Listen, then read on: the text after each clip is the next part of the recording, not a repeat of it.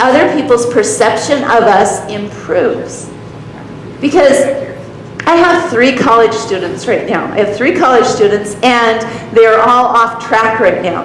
And so they're all job hunting at the same time. And I'm like, there are so many job openings out there right now. I'm like, you guys should have a job like this week. You should get a job. And it's interesting to watch these 3 kids, how they're going about looking for their jobs. Because one of them is very confident. It's like, oh yeah, when it asks this and this and this on the application, I've done it once. I'm going to say, yes, I know how to do that. And I'm like, go, good job. He's got high confidence.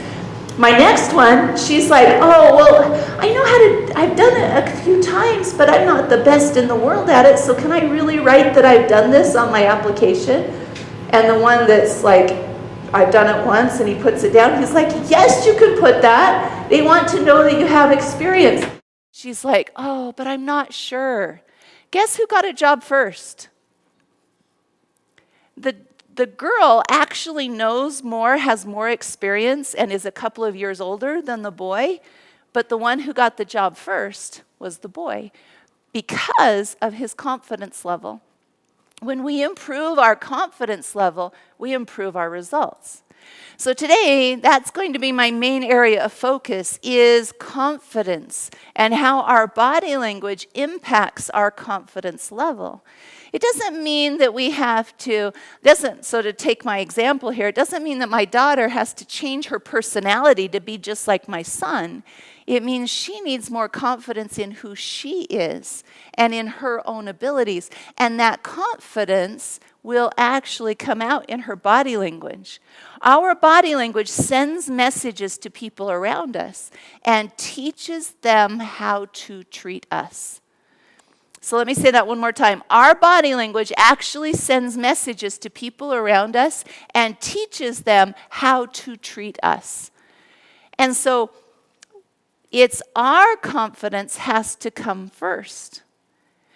I have one person that I was mentoring this week, and she said this, I am waiting for somebody to believe in me. And I'm like, no. You have to believe in you first. Then people around you will believe in you. We have to go first.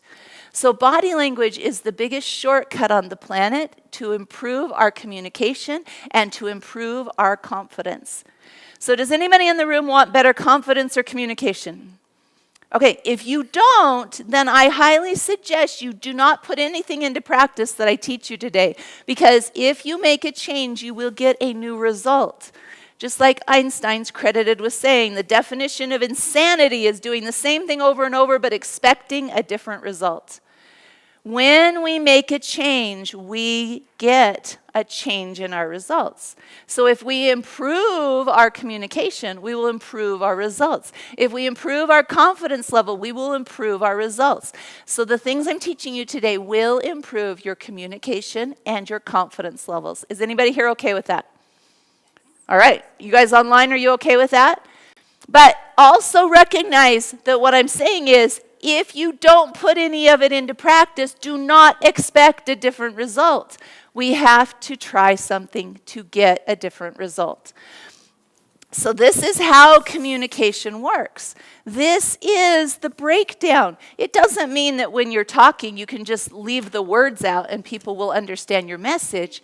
It means that if they don't match, people will discount what you say to believe what they see. People will discount what you say to believe what they see. So we want to improve our communication so that we can improve our results. So while you're here today, notice in your handout here, you guys that are online, you have 2 separate PDFs. These guys in the room, yours are put together. Have you ever, I live in this electronic world, and so I now find that I often will pull out a paper, and when I want to see the fine print, I'm going like this at the bottom, trying to make it bigger. Am I the only one that does that? So you guys online, you'll have the electronic version, which is really cool. You guys in the room, you can actually separate these out. It's called multiplication. It goes like this. just like that, okay? Yeah, it's not math class, don't worry. But if you pull these apart, you'll now have 2 handouts. This one is called the Online Academy. This is many of the classes and audio recordings that we have inside the company. Three Key Elements is an education company. And so this is for your reference. You can look at that later. But this one right here, I want to draw your attention to. So inside this one, the Body Language Show handout, you can actually open it and even crease it backwards like this. Because in here is what I'm going to cover today. Because remember, our subject is we're going to talk about improving communication and increasing confidence, increasing our confidence level. So part 1 here, this is a list of the categories of our body language. Because the different parts of our body send different messages. And so it's important to have all of these pieces, but I find that when I teach a class, people are trying to scribble notes on this, so I've decided to just write it down for you and we'll refer to it.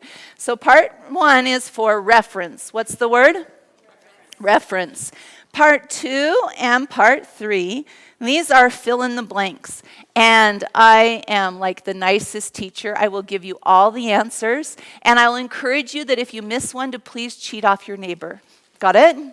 Okay, online, you got it? Because these, I'm going to give you all of those answers, but writing them down will actually help you remember them better. And then where this stick figure is here, this is one of my favorite parts right here, because this is where I'm going to teach you why your subconscious would send a different message with your body language than the words that you speak. Because when I first learned this, I was like, well, if I'm wanting to send a message, why would my body language be different? I didn't even believe it at first. But then when I started actually videotaping myself and watching, I was like, oh, I am sending a completely different message with my body language. Why would that happen? So I'm going to teach you why that happens. And then I'm curious, how many of you, and I'm watching you guys online too, how many of you have been to one of my body language classes before? All right, awesome. So while you're here today, I'm also going to have opportunities for some of you to come up on stage because I will need volunteers. Notice some of you quit breathing when I said that, but it's okay. It will be a very safe experience to come up on stage with me. But I want to be able to show you what's going on in your body language. I want people to be able to see body language in action. So you'll have that opportunity as well. So you made a very wise decision to come here and be part of this today. I congratulate you for being so smart. So this is what we're going to cover. Are you in? Do you want to learn this today? All right. Well, that means that we're going to have to participate differently than we might do in the rest of the world. Because, let me draw you another picture. We live our world inside what's called our comfort zone. Our comfort zone is just what it says. It's comfortable. It's familiar to us. It's something that I know what to expect. And so even if I don't love what I get, if it's familiar, it's comfortable. So we live our lives in this comfort zone. Well, the funny thing is, if any of you have ever listened to my bucket list CD, have any of you ever listened to this one? This is what it looks like. Anybody listened to that before? So on here, I talk about this concept right here. Because what I learned about me was that I noticed that I had a comfort zone, but I felt like if I left the comfort zone, that this outside here was a danger zone. That I had 2 zones is what I felt like, a comfort zone and a danger zone. But I finally realized as I was trying to change how I communicated with people that it isn't just 2 zones. That I do have a danger zone, but that danger zone is clear out here. That between my comfort zone and that danger zone, there's something else. Because I realize there are things that scare me that won't kill me. There are things that scare me that will kill me, but there's many things that scare me that won't kill me. And so I had to relabel this area. I had to figure out what that would be called. And so for me, so this one was comfort zone. This one out here was danger. But this one in here, I call my growth zone. So if I want to grow, I have to get outside my comfort zone. But how far out of that comfort zone do I need to get to be in my growth zone? Do I have to get all the way to this edge over here? How far? Show me how far. Just a little bit. I only have to get a little bit outside of my comfort zone to be in my growth zone. And so we have this tendency, because of the programming in our subconscious, to believe that if I leave that comfort zone, it has to be really scary. But it doesn't. It can be really simple. In fact, if you've watched my TED Talk, I have everybody in the audience at the TED Talk do an activity. So I want you to do it right now. Everybody, fold your arms. Fold your arms. Okay, now here's the quiz. Look down and see which arm is on top. Got it? Which one is it? Hey, you're all correct. It's either the left or the right. Good job. Now, everybody unfold your arms and fold them back with the other arm on top. I love this. Do arms do that? Okay, now what does that feel like? Awkward, uncomfortable, different. In science, so hold that feeling for just a second. In science, it's called cognitive dissonance. And cognitive dissonance basically states that your brain cannot hold on to two conflicting ideas at the same time without discomfort. It will want to reject the one or the other so it can get back to what is comfortable. So now you can unfold your arms. I don't want you to have to fold your arms the whole time. But I want you to think about that feeling. Because if that's true, that you are triggering cognitive dissonance inside of your brain, it means your body language is sending a message not only to people around you, but also to you.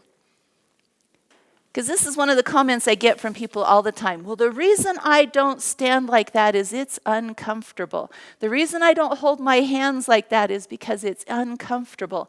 I know. Because your brain wants you to stay in what's comfortable. And what is just outside of comfortable is something that is new and different. If you want a new result, you have to do something different. You have to have different behavior, and part of your behavior is your body language. So we're going to have to learn to embrace the feeling of discomfort. It was still legal, moral, and ethical. We didn't step out of any of that, but it was uncomfortable. So we're going to change our view of what uncomfortable means. Uncomfortable doesn't mean danger. It can just mean growth. What's the word? Growth. And that is okay. That's a place we want to be. So we're going to be willing, we have to learn to do things a little bit differently. So while you're here at class today, I ask you to be willing to try things that feel awkward, that feel different, that feel outside your comfort zone so that you can have that new result. Cool? All right. So in order to do this, I'm going to set up rules so that you know what it is like to follow the rules in this class. Because one of the things that rules do for us is they provide safety. They provide context for the situation. And at any 3 key elements event, any of you have ever been to a 3 key elements event, you know that we always have the same 3 rules. I'm teaching a class this weekend on Thursday and Friday called Break Free Intensive. And at Break Free Intensive, we will have the same 3 rules. The 3 rules, the first rule is this: At class, we have high levels of respect. What's the word? Respect. Please tell the people on both sides of you, I will respect you till 11:30.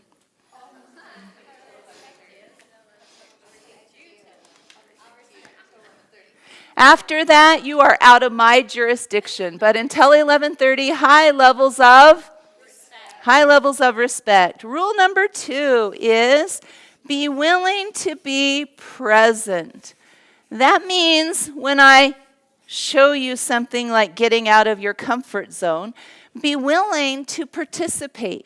Be willing to try new things. Be willing to be present as we improve our results in our life. Be present. And then the final rule number 3 is manage your communication devices. That means make sure your cell phone's on silent. That means if you came with somebody, you watch out for this communication device and not too many elbows like, oh, you should be doing that. Manage those communication devices. So 3 rules. Rule number 1 is high levels of. Number 2 is to be willing to be. And number 3 is. All right, so everybody online and in the room that will follow these rules while you're here, please raise your hand. Let me make sure I have an agreement. All right, excellent. So 3 rules. Now, before I delve into teaching you really deep stuff, anybody want to know how I became a body language expert? All right, great, because it's a fun story. Because I have been working here for 8 years, and in that time, I've given over 4,000 presentations. So I'd like to say that I'm always talking. In fact, sometimes at home, I'm like, where's my cheek mic? Why can't my kids hear me enough? So I love getting to travel around and teach body language. I also hold mentoring appointments where I help people quickly see what is between them and the goals that they're trying to achieve. Because, for example, here at Break Free, anywhere I am, I watch people's answers more than I listen to them. Because I want to see when they don't match. Because when people's answers in their words and their body language don't match, which one is giving me more information? The body language is giving me more information. And when they don't match, I can quickly help somebody see what is the biggest opportunity to change to get to the results they're trying to achieve. Because I've heard so many people tell me, if someone would just tell me what to do different, I would do it. And I'm like, okay. Let's test that theory. And then I'll show them what to do. And sometimes they do it quickly. Sometimes they fight against it. But always, once they've tried it, they come back and go, I am so grateful for the shortcut. So I love giving people shortcuts. I love that kind of a job. But before I had this coolest job on the planet, I used to work in flight simulation. I built multi-million-dollar flight simulators. And my first job out of college, I worked in explosives. So explosives, flight simulation, body language expert, career path. Well, that's not exactly the career path they gave me out of high school, but the reason it happened was this. When I was in high school, anybody been to high school? My son started high school this year. And in high school, I realized I didn't know how to communicate with people very well. I didn't get along with the kids, I didn't get along with the teachers, and I didn't like it very much. So I started thinking up a plan. What would be the alternative? And my alternative that I came up with was leave high school, go to the nearest college, and ask them to take me instead. I thought it was a good plan. And luckily for me, I'm the oldest child of 2 youngest children. And so my parents kind of let me do what I wanted as long as I was responsible. So I went up to the college and I asked them, would you take me at college? It turns out they said they would. But they had to know some information. And one of the things they wanted to know was what would be my major in college. And I'm like, major? I didn't know you were going to let me come to college. Let me think. Why am I coming to college? To date the boys. That's why I wanted to go to college. See, you guys know what I'm talking about. So I asked the guy in the registration department, I said, what majors do you have with no girls in them? And he goes, what do you mean? And I'm like, I don't need the competition. I want a major with no girls in it. And he goes, oh. And he picks up his book and he says, well, in that case, how about you be an engineer? And I'm like, no, I do not want to drive trains. Because that's what I thought engineers did, was drive trains. And the registration guy looks at me, I remember, he goes, Anne, in our department, there are no trains and very few girls. And I said, okay, sign me up, I'll take it. So I went through school in mechanical engineering, and it's true, there weren't very many girls. I know because they called me into the dean's office one time and they said, Anne, we've elected you Woman of the Year for the department. And I was like, was that a hard contest? And they said, let's just say we haven't had one for a while. And I'm like, well, I'm so glad I can be your poster child. Thank you very much. But it was awesome. I went through school. I graduated, worked in blowing things up and flight simulation, and I could hide in my cubicle, and I never had to talk to anybody. It was perfect until I married an engineer and had kids. And now the kids started going to school. And I was right back where I started, getting in fights with the parents and the teachers. And I'm like asking my husband, why is everybody on this planet so mean? And he looked at me and he goes, Anne, I don't think you want the answer to that question. And I'm like, fine, you're mean too. Because I tried. I worked so hard on the words. And I even worked a little bit on the tone.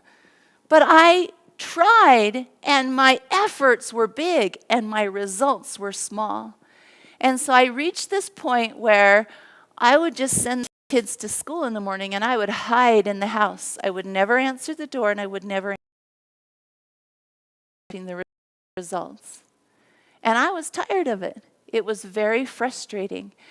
And so I would give in to negative comments in my head. I would believe them, because the loudest negative comment in my head at that time was one that said, Anne, your kids would be better off with any mom than you. And I believed it, because my evidence around me supported it. Because the evidence supported it, I believed the negative comments. So in order to change that, I had to change something. But I didn't know that yet. I knew nothing about body language. I knew nothing about communication. Fascinating thing. You'd think that they would put engineers through communication classes, but they don't. There's a reason why engineers communicate the way they do. Sorry if there's engineers in the room. We can commiserate. And so here I was in a position where I knew something had to change, but I felt like I'd done everything I could, and so I figured everyone else on the planet had to change. And until they changed, my life would be hard. Have you ever felt like that? Until everybody on this planet changes, my life will just have to be hard. And so I gave in to that. But one day I was in the living room on the couch, flipping through the 7 channels on the TV, and there was nothing on, so I just kept going around and around and around. I came across this interview that was happening with a bunch of celebrities, and they were all standing in a row. And I remember looking at them and thinking, why do they stand like that? Because they had like these confident poses that they were in, you know, how they do for their pictures. And I was like, and they were all in a line. There was like 10 of them. And I remember thinking, looks so awkward to me. I'm going to try that. So I remember standing up in my pajamas, my fuzzy slippers, and my messy hair in the living room. And I tried on one of these poses. And I went, oh, I hope nobody sees me like that. Because remember the whole folding your arms different? It felt extremely awkward. It felt so strange. I was like, I'm not going to stand like that. I hope nobody ever sees me. But it got some wheels turning in my head because I started thinking this question. Do they stand like that because they're successful? Are they comfortable standing like that because they're successful? Or are they successful because they stand like that? And it just got my brain thinking, I wonder which came first, that chicken or that egg? And so one day I heard about a class called the Body Language Show, just like you're at. And I quickly signed my husband up for it because I wasn't going to go. There would be people there. So I told my husband, go to the class, learn as much as you can, and bring back the information. Well, he comes back from the class and he finds me on the couch hiding under a blanket. And he comes up to the blanket and he lifts it up and he goes, guess what, Anne? I signed you up for a class. And I was like, no, that was not the bargain. You were going to go learn the information and bring it back. He goes, I have information for you, but I signed you up to go to a class called Master Your Influence. Any of you been to it? All right, so Master Your Influence. I show up at it in 2010, I think is when I went to Master Your Influence. And there were about 70 people there, maybe 80. There wasn't very many people there. And I remember walking into the room and sitting as far in the back as I could because I did not want to be around people. I did not. And I sat there and I started listening to what he was teaching from the stage. And those of you that have been to Master Your Influence, the Kirk Duncan who was teaching Master Your Influence back then looks nothing like the one that you see now. He was very round and he never wore a suit coat. And I remember looking up at his big belly and going, what am I learning here? What in the world? And in my head, I was like, right, go ahead, try and teach me something. Because I knew it was everybody else that needed to change. And there were only 80 people in this room, and 80 people was not enough to change. I needed more people to change than that. But as I sat there and got clear on this concept, that when your words and your body language don't match, people will discount what you say to believe what they see. I realized in that moment that what that meant was I needed to change. That if I changed, I would send out a different message to people around me. So have any of you watched my TED Talk? Have you? All right, so a few of you. So in the TED Talk, one of the things that I talk about is what I saw in my own body language. Because one of the things that I realized I did a lot was I would fold my arms. And it wasn't because I was cold or it was because I was thinking. It was because I was afraid of people. And when we feel weak, when humans feel weak, we protect ourselves. We shrink down. So our arms will fold, our shoulders will come down, our weight will go on one leg, our chin will be down. When people feel confident, do they look like this? No. If you see somebody like this, how would you assume they feel?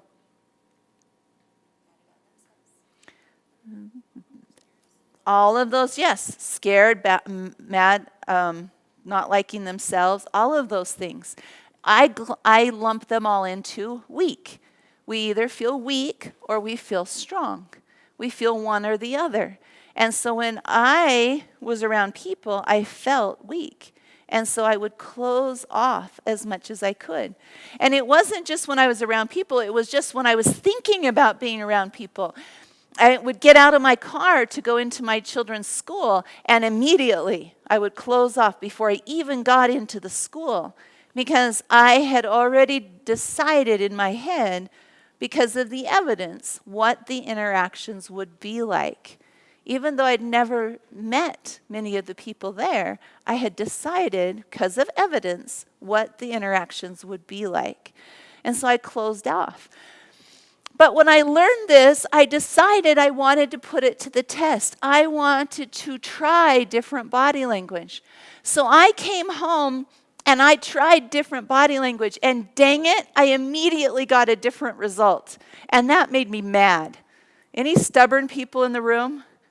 Show of hands. Okay, those that don't raise their hand are usually the most stubborn in the room. So my stubborn kicked in because I'm like, are you kidding me? If body language has this quick of an impact, why did nobody teach me it in school? Because back in high school, remember what's required? Every year you have to learn how to diagram sentences. And doesn't that bless your life nowadays? Oh my gosh, I'm like, if they would have just spent a couple of those hours teaching me about communication, teaching me about how to stand, teaching me about what messages I'm sending with my body language, it would change my results. But instead, and I can tease about diagramming sentences because my father is an English professor, and so I grew up for breakfast at the kitchen table. My dad would always have a dictionary, and he would open the dictionary and teach us a new word of the day every day at breakfast. So I can tease a little bit about English teachers. But think about it. We spent all of this time learning how the words work, but we don't learn about the context of the words. We didn't learn about that. And so I was mad. I'm like, why? Why did nobody teach me about this? So that's when I made the decision to begin changing from explosives and flight simulation to training people, which is much scarier than explosives because you have to stand up in front of groups of people, anywhere from 10 to 5,000 people I stand in front of, because I want to teach them the shortcuts that help me change my results in my life. Because as I started, and this was so crazy, you guys. I saw that I was going into weak body language. And usually I don't talk about this until an hour and a half into class, but we're fast forwarding because I want to get some confidence stuff in here today. Are you guys okay with that? Okay, half of you, good. So I noticed that I was always in weak body language. And I was like, I need to change that. So I thought, well, what do confident people do with their arms? And I was like, well, they put them down to their sides. But who thinks it's just comfortable to stand with your hands down to your sides? Isn't that just comfortable? It's awkward because it goes against our comfort zone. And so I was like, all right, I'm going to stand. When I go into my kids' school, I'm going to stand with my hands down to my sides. I can do this. So I decided this ahead of time. So I drove to the school, got out of the car, folded my arms. And I'm like, no. We're going to unfold the arms. All right. I walked to the door. I was already folding my arms again. I'm like, this is not working. So unfold the arms, open the door, open the next door, get in, fold my arms. No, Anne, unfold your arms. And I'm like, okay, I can do this. And so now I'm walking through the school like this, and people are like, what's wrong? I'm like, what do you mean? They're like, well, are you okay? And I'm like, yep, just upgrading. Because my comfort zone was folding my arms. And so every time I quit thinking about it, my arms were folded again. And I'm like, I am going to change. I'm going to upgrade. Anybody like upgrades? You like upgrades when they come to your apps on your phone and when you get better security software on your computer? We like upgrades. Why don't we have them for ourselves? We need upgrades more than our computer does. We need upgrades. And so I spent the time it took unfolding and folding my arms to where I got to where the uncomfortable or awkward was folding my arms. Now it feels strange to just fold my arms in front of people, where before I had lots of excuses, like girls' clothes don't have pockets. I don't have any place to put these flappy things, so I'm going to fold my arms. I had lots of excuses. But the reality is there is a different message. If I stood up here like this the whole time, would you get a different message than if I was open while I'm up here? Okay, just that one change can greatly influence the message we send to people around us. But what we're fighting against is now here's where I'm just going to jump deeper already. What we're fighting against is the stream of commentary that goes on inside of our own head. Studies have shown that we have steady streams of commentary that goes on inside of our own heads. And if we're And if we actually stop and pay attention to that commentary, studies show that 74% of it is negative. That the commentary that goes through our head, through our kids' heads, through our spouse's head, through our coworkers' heads, 74% of it is negative on a daily basis. That only leaves 26% of the commentary to be positive that's going through our head. And so if 74% of that commentary in our head is negative, then that means that I'm going to feel weak most of the time. I'm going to feel weak, not confident, but weak. Fascinating thing is, if there's any baseball fans in here, the Major League Baseball batting average is 0.26%. Is 0.26, which means 26%. Is that fascinating? So this is what everyone around you is up against. They are up against the fact that 74% of their comments going through their head are causing them to feel weak. Unless we interrupt the cycle and input something different. And the weird thing is, the 74% negative is comfortable. The 26% positive is uncomfortable. It's in our growth zone.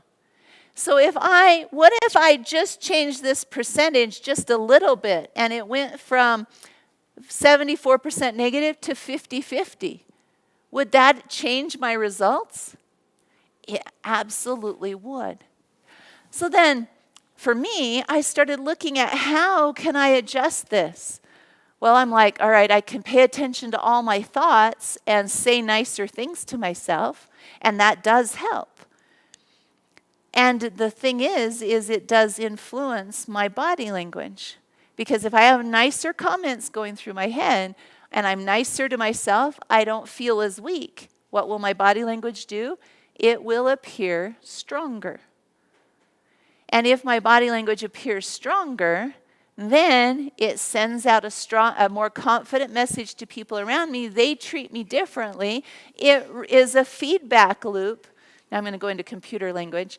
It's a feedback loop that teaches me to be more confident. It improves my confidence level because I change the comments in my head. Well, part of that cycle was thoughts, how I feel, body language, send out message, receive back evidence. Notice that in that cycle, one of the pieces was body language. And body language is one of the loudest parts of communication. So anywhere in that cycle, should we just write that cycle up here? Anywhere in that cycle, I can interrupt it and get a different result. So I have the thoughts.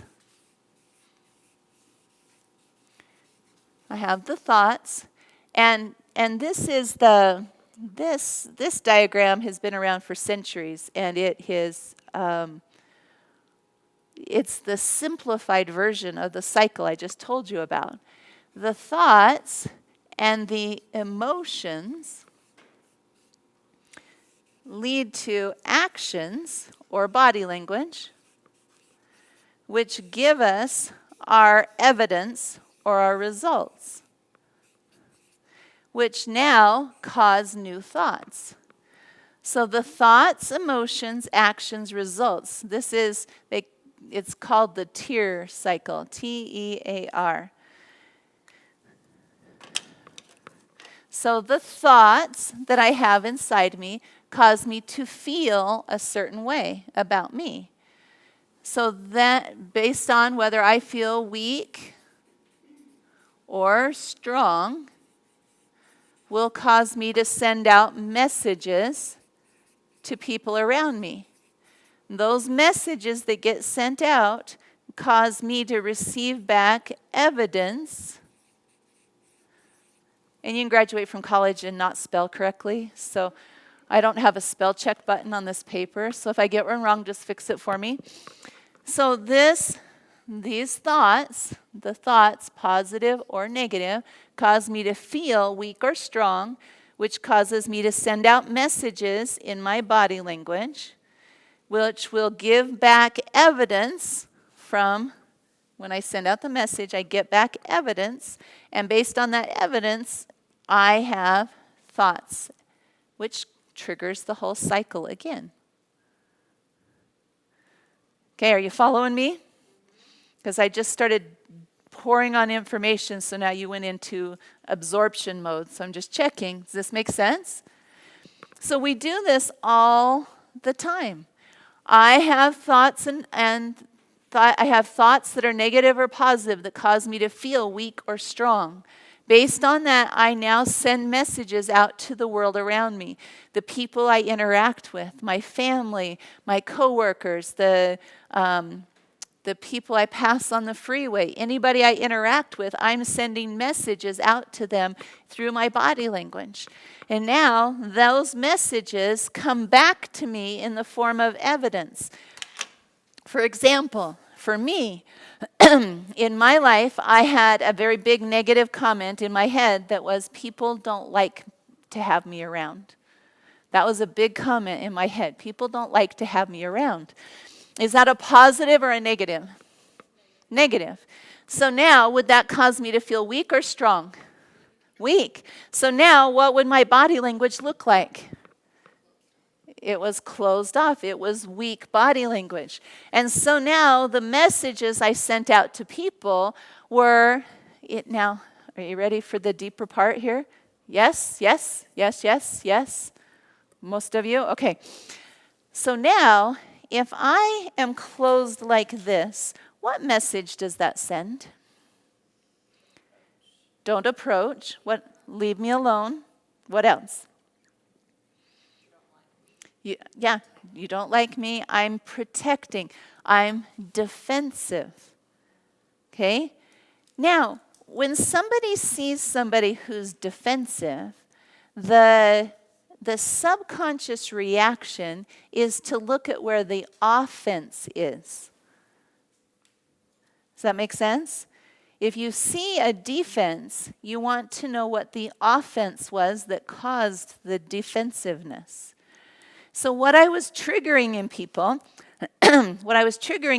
by being defensive was they were looking around for why I would feel defensive. And if they were the only one in the room, they were like, why does she think I'm offensive? And so then that would cause them to become defensive. And now a cycle would form that would cause me to get in arguments with people. Okay, that's really a deep concept. I don't explain it like that on the TED Talk, but you guys get to know the behind the scenes. So I realized by being defensive, I would inadvertently trigger defensiveness in other people who felt weak. In other people who felt weak. People who feel strong don't get triggered as easily. If they feel confident, they aren't triggered as easily. And so I was triggering this in other people, which would bring back evidence to me that people didn't like to have me around. And so my evidence was that I was the problem. And if I'm the problem, the best way to solve it would be to keep me away from people. So that was the world that I lived in 8 years ago. I didn't ever want to be around people because I didn't know how to break this cycle. The beauty of it is I can break it here or here or here. And today we're going to talk about all of them because my topic today is confidence. And to build that confidence, I need different evidence. But to get different evidence, I get to change one of these. I can either change the kinds of thoughts going through my head, I can change my feelings from weak to strong, or I can change my body language. And all of those will cause me to get a different result or different evidence. Cool? All right. So sometimes I ask you to repeat what I say just because it helps me see how you're absorbing things. Because I understand how brains work. You've got a left side of your brain or right side of your brain. And both sides of the brain have to be fed in order for us to retain the information. Cool? All right, awesome. So let's really quick, let's give you the answers to part 1 in your fill in the blank. Do you all have, everybody has a writing utensil? All right, awesome. So get yours out online, everybody. I am going to read 2 of the blanks, and then when you've got them written down, say, got it, and I'll know it's time to go on. Got it? Got it. Reading body language is a skill to find answers and solutions.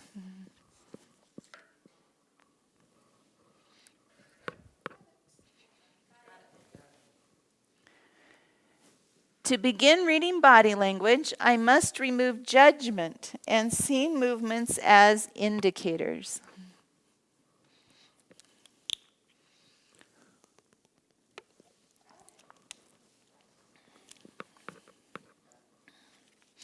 When I see movement, the next step is to ask good questions.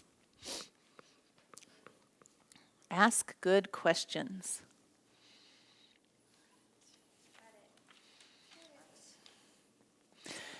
So if you see somebody who has got weak body language, what would you do? Okay, what would be a good question? Would this be a good question? Why are you so weak today? Would that be a good one? Why not? Because it makes them defensive. A good question builds rapport and increases connection. An ungood question pushes people away and helps and makes them feel judged.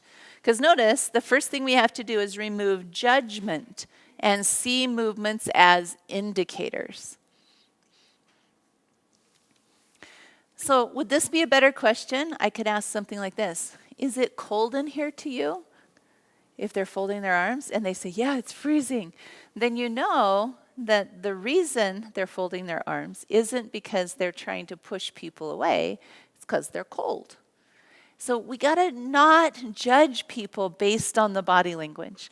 And I have to warn you of this because I had some people that came to a body language show once, and one of them signed up to mentor with me.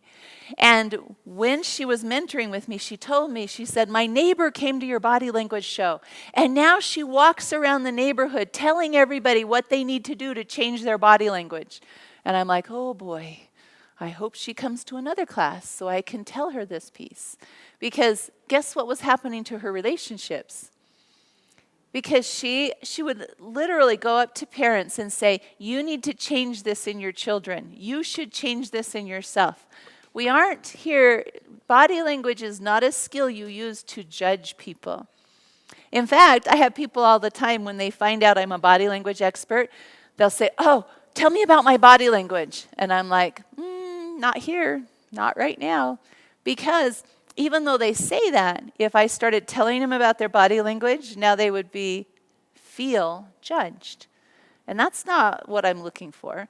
So we want to remove the judgment first. Because let me show you let's skip to your little stick figure now for a minute. And let's show you what's going on inside your subconscious. So let me draw the stick figure up here. All right, inside of your head, you have a conscious and a subconscious. Is that true? Which one handles more information, the conscious or the subconscious? Subconscious. How much more? Those are awesome guesses. I love that. I love that. On average, your conscious mind will process up to 40 pieces of information every single second. Every single second. In that same amount of time, what amount do you think the subconscious processes? Good guesses. On average, your subconscious in that same amount of time will process 40 million pieces of information. So you said a lot. That is definitely a lot. A lot. Your subconscious handles so much information. But in order to handle all that random information that's coming through, it has to have a way to organize the information. Because look, your conscious cannot handle 40 million pieces of information. This is why you don't know when your cells are dividing or when your nerves are growing or anything like that, because your subconscious doesn't bother giving you that information. It just does it. Thank goodness. I learned for my son's birthday, we went and swam with the dolphins. And I learned that dolphins are conscious breathers. Their subconscious will not control their breathing, ever. And I didn't know that. I was like, oh, that's cool. They have to think about every breath that they take. And it makes sense because they need to breathe air and they're underwater. So they, just like we are, we have to hold our breath when we're underwater. We have to consciously breathe. They do it all the time. I'm glad I don't have to do that. I'm glad that when I'm not thinking about my breathing, I will just do it. But dolphins have to always think about it. Well, how does your subconscious decide what information to give to your conscious? How do you think it decides? Questions we ask ourselves. Excellent. What else? Based on need to know. Excellent. How do we decide what? Our thoughts and our emotions. You guys, okay, I'm teaching the right class. You guys are deep thinkers. This is good. How, so let's use your wording, need to know. How do we decide what we need to know?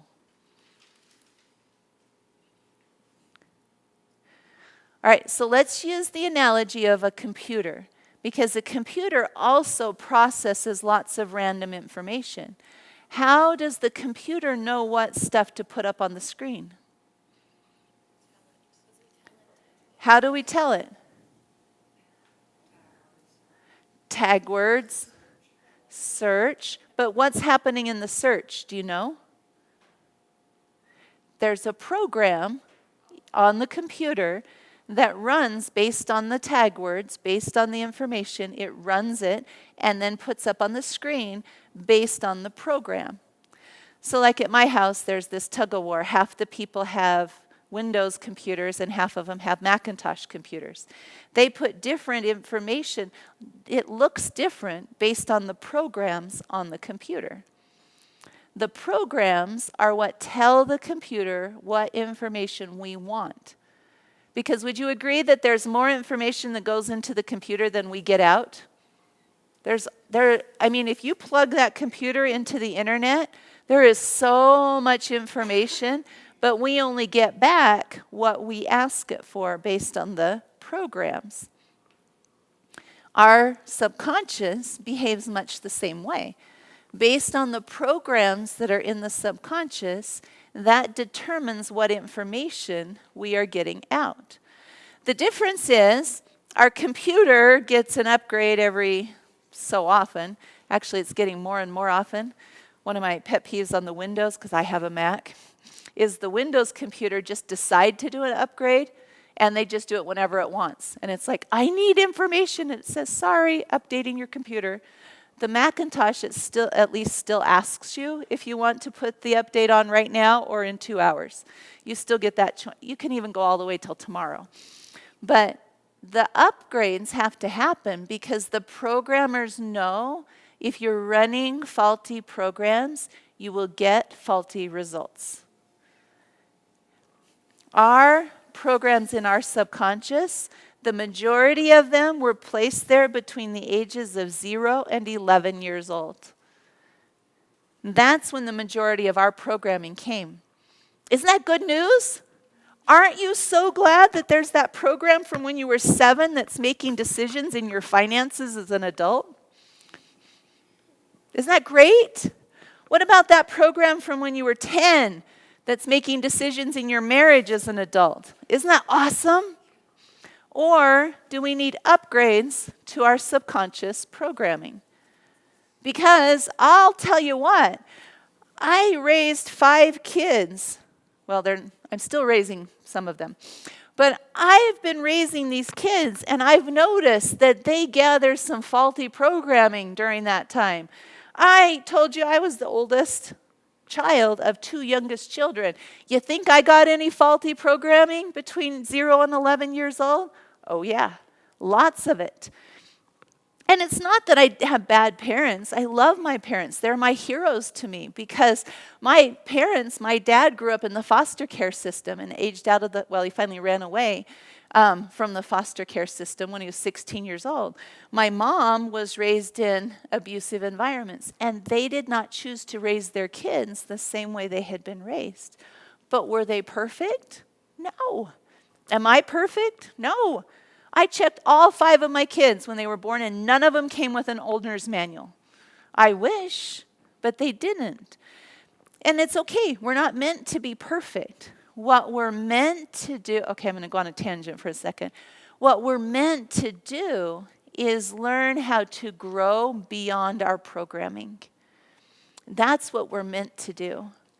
And that means we need a little bit of I'm going to call it negative programming, so that we can grow beyond it. That's the coolest thing we can do with our time on this planet, is grow beyond that programming. Well, I had that feeling inside of me that I wanted to grow beyond it, but I had no clue how to do it. I didn't have these diagrams back when I, because by the time 8 years ago, I had all 5 of my children by then. And so I hadn't raised them perfectly. I hadn't known these things. And so I was still trying to take myself out of the equation so things could be better for them. So look at what's going on. I need an upgrade to my programming. I had to figure out how to upgrade it. And I'm like trying body language to get new evidence, but I'm not knowing why. So I had started teaching classes by that point, and I was teaching body language classes. And I remember in the middle of teaching one of the classes, this picture came into my head that I'm going to teach you right now. Because I'm like, oh, I think I get what's going on. There's programming in the subconscious, and based on that program, it gives certain information to my conscious mind. And it is familiar, comfortable, but also negative. And I thought, I need to upgrade that programming. How am I going to upgrade that programming? And I realized our subconscious, so let me draw you one more picture. Let's do it right over here. You guys get lots of pictures today. Woohoo! We love pictures. Here's another thing. This is what I knew was this that I'm about to show you. We have the conscious and the subconscious. One of the things that the subconscious does is it prepares and organizes the words you're going to speak before you speak them. On average, your subconscious will prepare 650 words for you to speak every minute. Every minute. But we can't speak 650 words a minute. On average, we can only speak 150 words a minute. So these 650 words have to get filtered down to 150 words. Now, I knew that, but I didn't know why it mattered until I connected it to our programming in our subconscious. And that's why they asked me to do the TED Talk I did, was because of this connection. And so here's what's going on. Our subconscious chooses those 650 words based on the programs that are in the subconscious. Because if I can get evidence that the programs are true or valid, my subconscious has permission to keep running the program. Our subconscious does not care if a program is good for our results or not. It doesn't even care if it's true. It cares if it has evidence to support it. Do you think it's true? This is a loaded question. Do you think it's true that nobody wanted to have me around? Because remember, that was my program 8 years ago. Nobody wants to have me around. Was that probably true? No. But I had evidence to support it, so it was valid. And that gave me permission to keep running that program. It didn't have to be true. So the subconscious will continue to run all valid programs. So let me say that one more time. Your subconscious will continue to run all valid programs. Now, these 650 words were chosen based on the programs that your subconscious is trying to validate.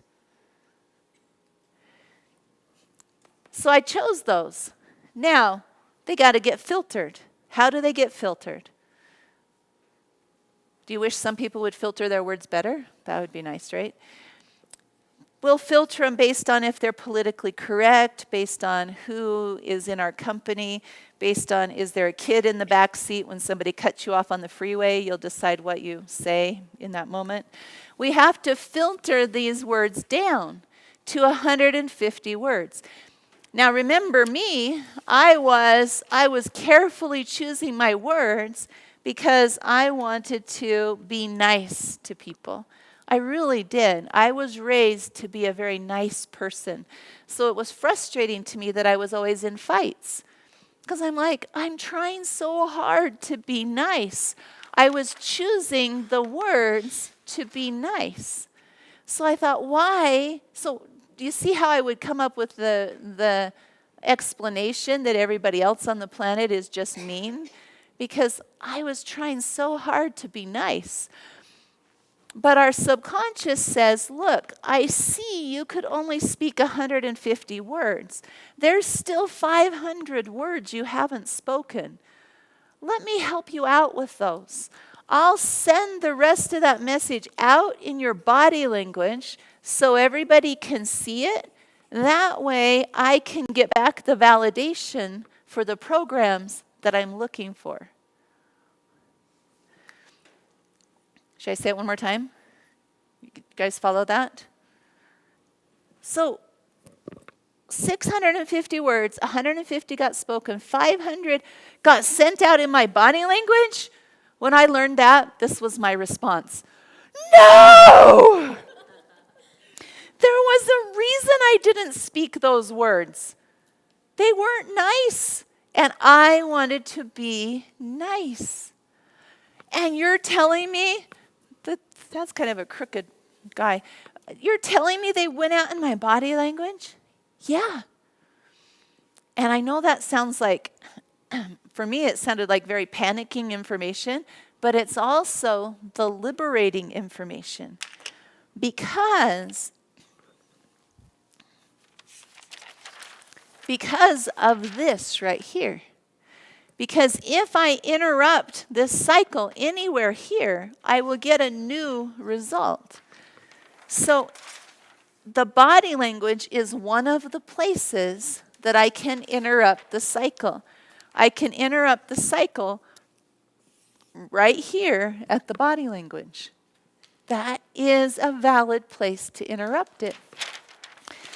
So if I interrupt the body language, and I'll show you what that looks like in just a second, that sends a new message up to my subconscious and causes cognitive dissonance. And as soon as it causes the cognitive dissonance, I now have a choice to make. Do I want to keep the old program, or do I want to upgrade to a new program? That cognitive dissonance indicates a choice opportunity, an opportunity to make a choice.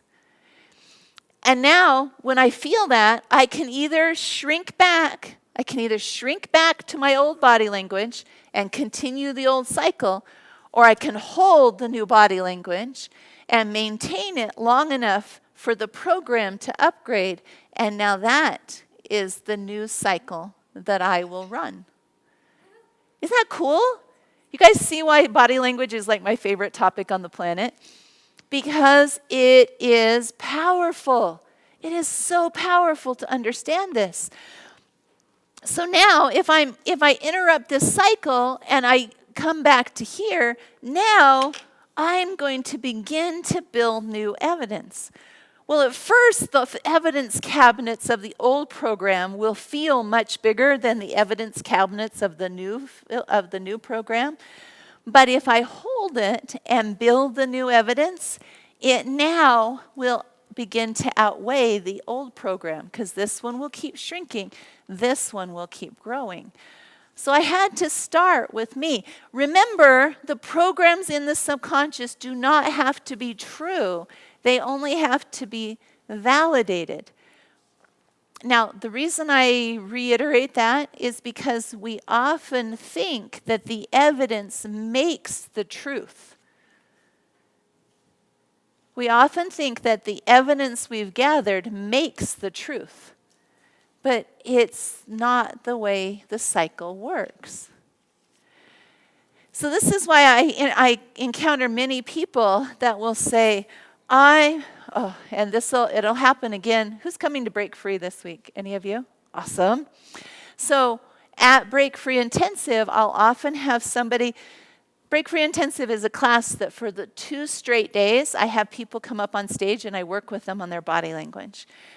And I'll have somebody who will come up and they'll say, I'm stupid, or some other label. They'll have some label.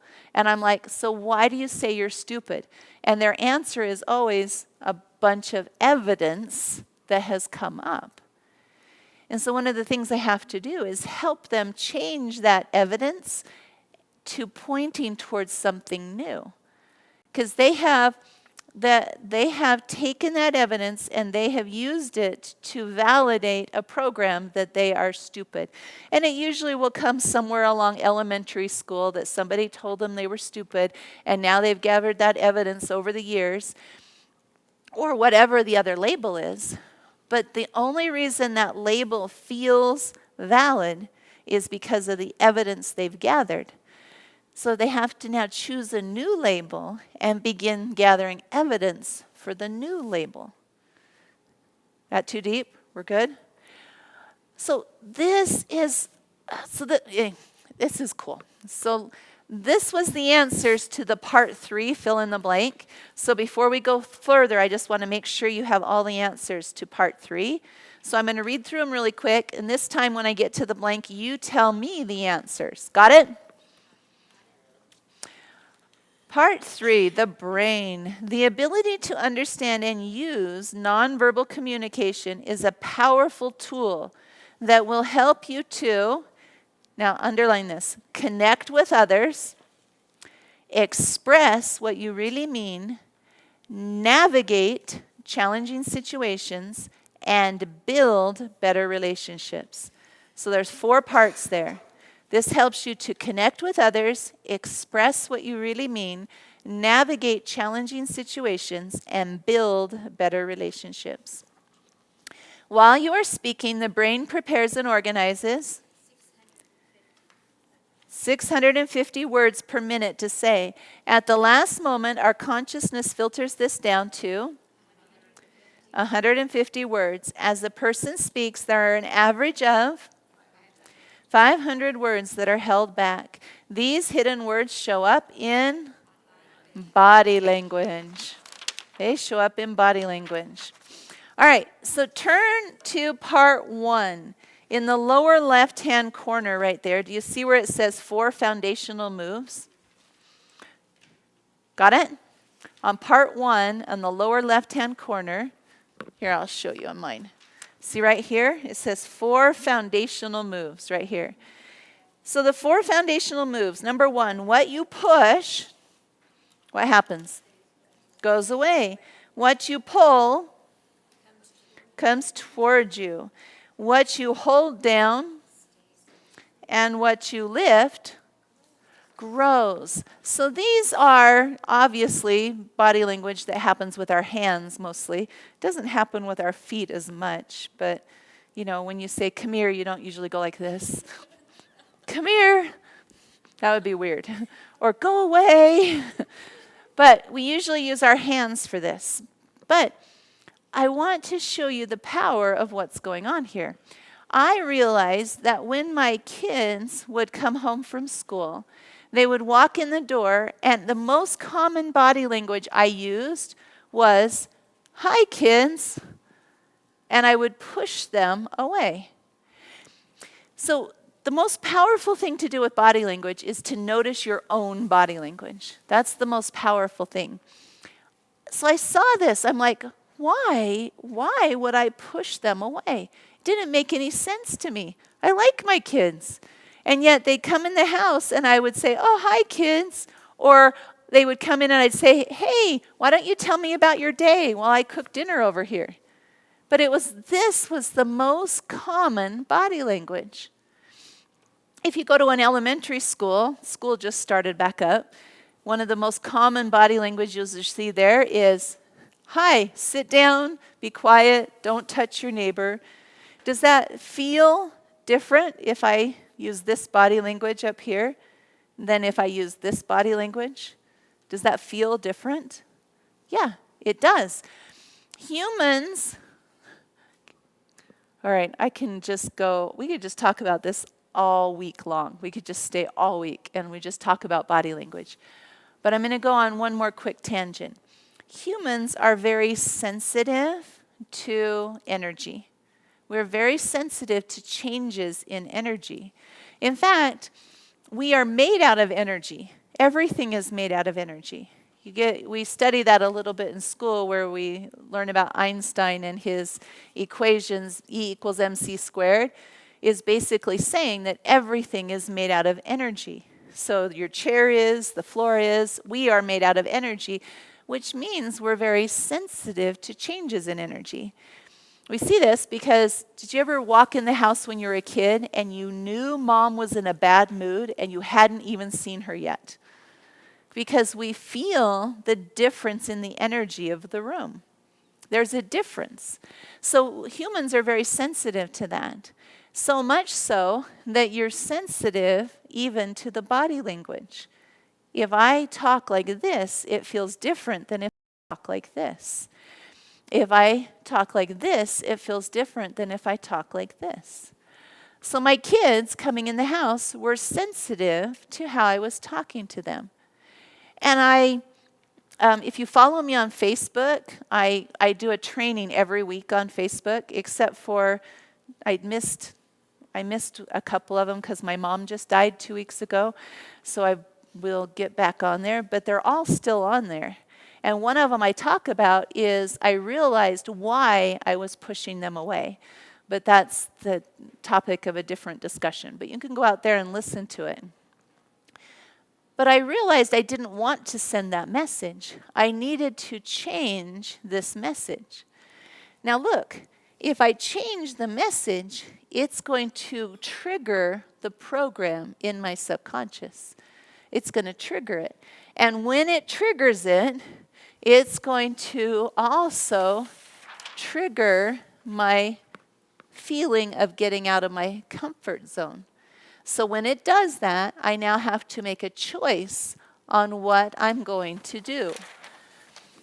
So I decided I wanted to use this kind of body language with my kids instead of push away body language. So I got ready. The next day they were coming home from school. They come in the garage door. They came in and I said, "Kids, tell me." And I'm like, "Oh my gosh, are you kidding me? I wanted to not do that. And here I am doing it. Ugh. Tell me about your day." And the kids are like, "Mom's broken, run the other way." And so they did. They left. And I'm like, "Oh, fine." And I went through the whole, I was triggered, and now all these negative comments came in. "See, that was stupid. Why do I even try?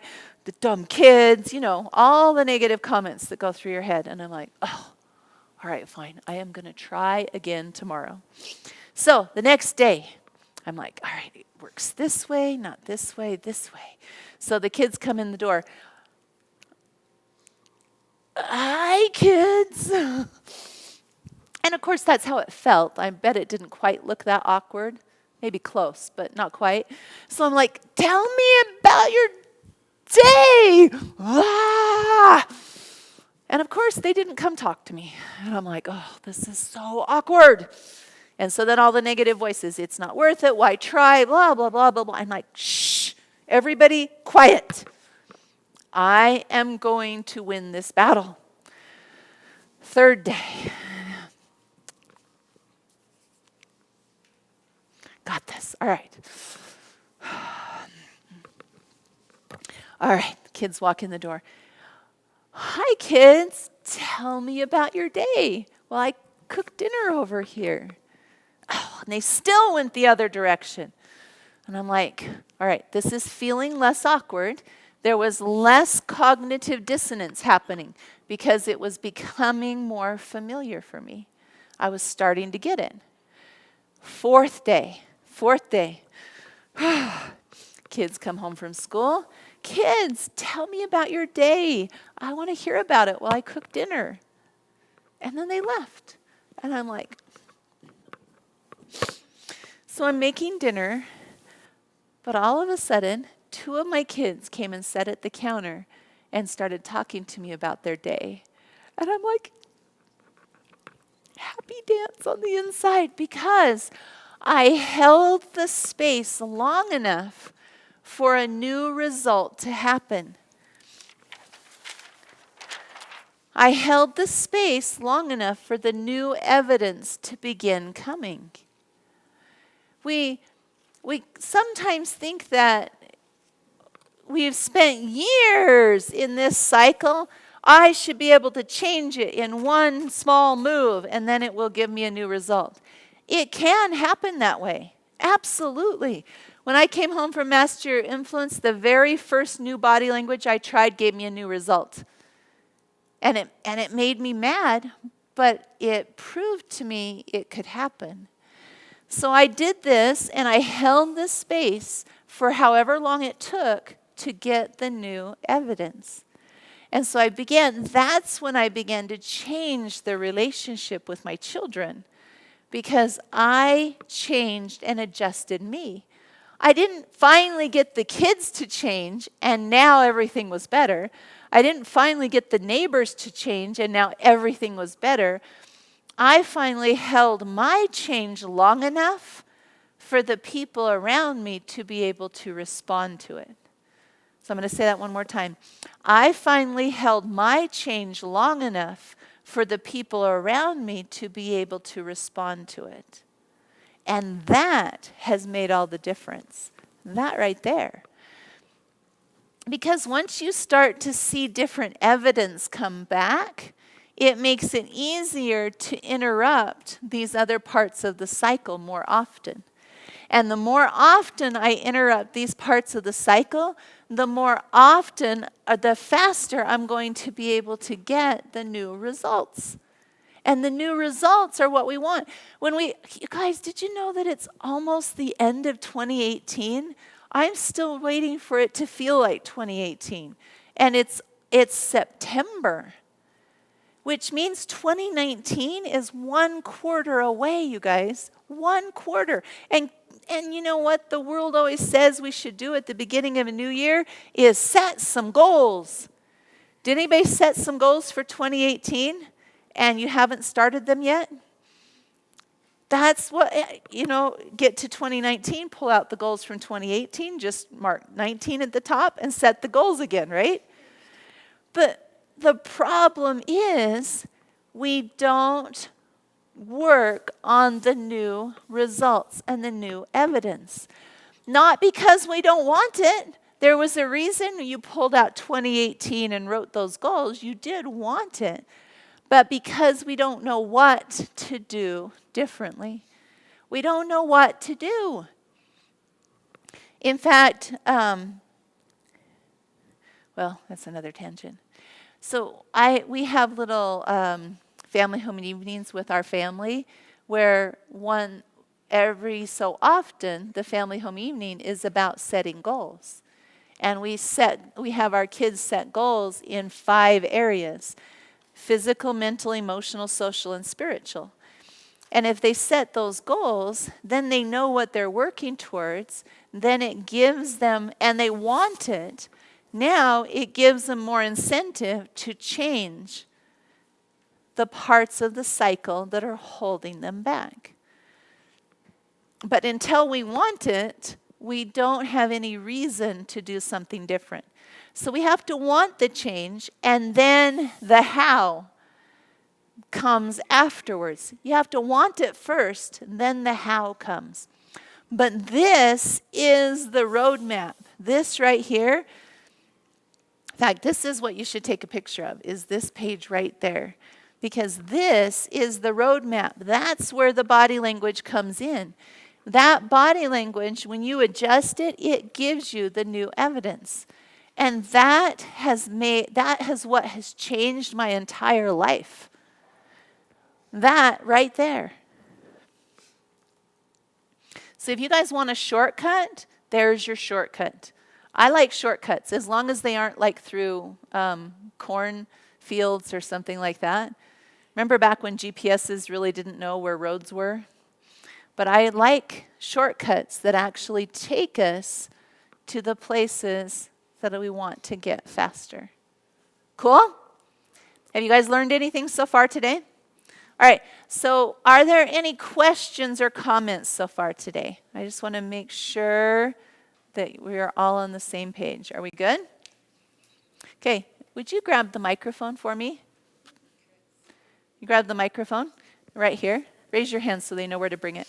Because online, they can't hear you unless you talk in the microphone. And then say your first name so they know who's talking. Thank you. Hi, my name is Chris. My question is, why do we have so many negative thoughts? Why do we default to so much negative, which that's probably outside of what we're supposed to be learning today, but I'm just curious why that is. So which level of answer do you want for that one? Any and all? You pick. Which one do you want? All, the best. The best one? Yeah. What's the best? The deepest one or the shallowest one? No, deepest. The deepest ones. All right. So I'm going to describe it this way. I had a mentoring appointment with a couple this week, and they said to me this. They said, Anne, I've realized that I hit my head on a wall until I find the doorway, and then I go through the doorway. And I said, okay, so what's your question there? And they said, how do I quit hitting my head so that my head won't hurt so bad? That's what they said to me. So what do you think I told them? Just guess. What would you tell somebody that says, I've realized I hit my head on the brick wall until I find the doorway. How do I quit hitting my head so that my head won't hurt so much? Stop hitting your head and use your hands. Stop hitting your head and use your hands instead. I don't know. There you go. Great guess. What else could you say? So think about it. Here, pass it right there. It's good that they're aware that they're doing that, first of all. The awareness of it. Awareness matters, yep. I would say look for the door. Look for the door. Good. Hey, pass it this way. I would ask him, what does that do for you? Yeah, what's the benefit they're getting? Yeah, what are you getting from it? Yeah, because we only do what gives us some kind of Right. benefit. So what I told them was this. I said, you have to appreciate the wall more. Because it's the resistance that's causing the headache. Because, think of this, the doorway does not matter if the wall's not there. Doorways don't matter if there's no wall. What teaches us the most is the struggles that we go through. Until we appreciate the struggle for the strength that it's giving us, then we keep resisting the doorway. We keep resisting it. It's kind of like I do CrossFit. CrossFit's my thing. That's why I have so many calluses on my hands. But when I go to CrossFit, I lift the same weights over and over and over again. Those weights in the gym, I have loaded them on my bar and lifted all of them multiple times just this month. So I can either resent the weights or be grateful that the weights are making me stronger. Which one do I choose to do? So that being said, let's think about the negative comments for a minute. I'll tell it to you this way. There were some studies that were done where what they did was they put people in an MRI chamber and they took pictures of their brain while they were thinking about different things. It's because they wanted to see which part of the brain handled different information. So they had them do math problems, they had them listen to poetry and music, and they just had them do all kinds of different things to see what part of the brain was triggered by different information. Well, they did all of these tests, and they had all these pictures, and all this information was published. And then somebody asked this question. They said, well, what happens when the brain's not doing anything? What's going on in the brain when you're not thinking about anything? And it's like, that's a good question. So they decided, they went back and they looked through all the data, and they took a few more pictures because they wanted to see what part of the brain is active when you're not thinking about anything. And what they found was fascinating. They said the people that they had in there and they just were not doing anything, the part of the brain that was active was the same part of the brain that was self-critical or self-deprecating. That when you're thinking about negative comments or you're not thinking about anything, the same part of the brain is triggered. The same part of the brain is active. And so for me, looking at that information, I'm like you, well, what do we need that negative comments for? Wouldn't it just be easier? That would be the equivalent of only having doorways. If we only had doorways, we would never appreciate the doorways. It is the struggle that makes us happy. It's the struggle. We have to have something to push against to go up. When you are in water, if you're in water and you want to get out of the swimming pool and there's no stairs, you have nothing to push against, it's really hard to get out of the water. But if there's stairs there and you can push against the stairs, you can go up. Humans are wired to want to overcome struggles. We have to have struggles in our life actually to have happiness and joy.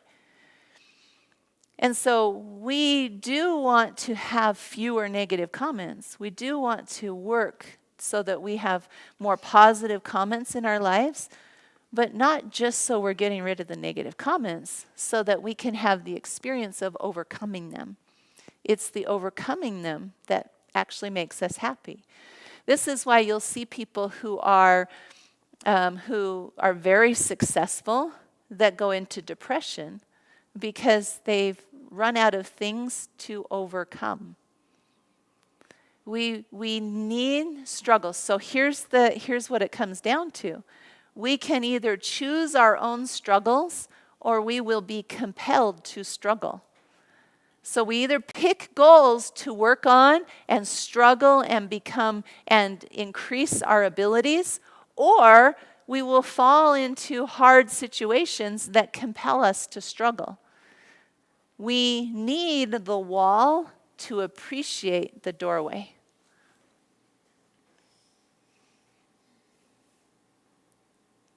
But it doesn't mean we have to have bad things in our lives. It means we have to have a struggle.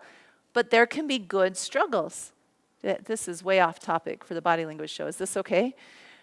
We need struggles. So we either pick a good struggle or we'll end up falling into a bad one.